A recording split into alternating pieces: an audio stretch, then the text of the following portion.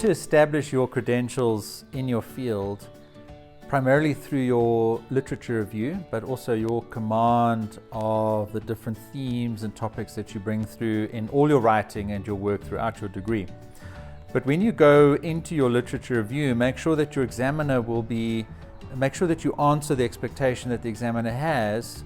that you are relatively conversant with the key issues in your field, and that you're able to establish those credentials by engaging with relevant literature and showing that you have a command of the key issues. So it's how you bring those sources into the discussion in your literature review that will give a reader a sense of whether you have confidence about the topic that you're talking about. And it's actually quite easy when I read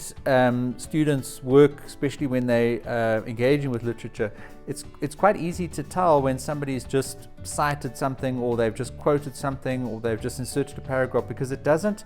flow in their argument. They don't see that source as something that they've got confidence in talking about, and that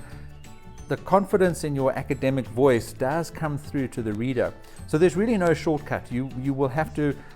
be some sort of expert in your field, or at least have some degree of understanding and awareness of the key issues, and that will have to come through in your literature review and how you engage with the sources. So don't underestimate the importance of using your literature review to establish your credibilities and to demonstrate to the reader that you have some command of the key topics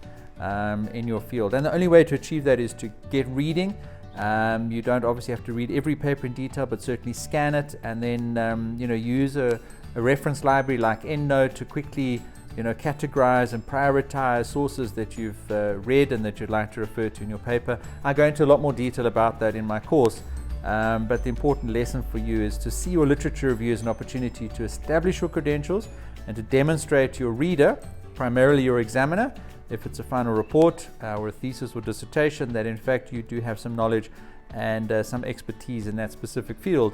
that you are researching.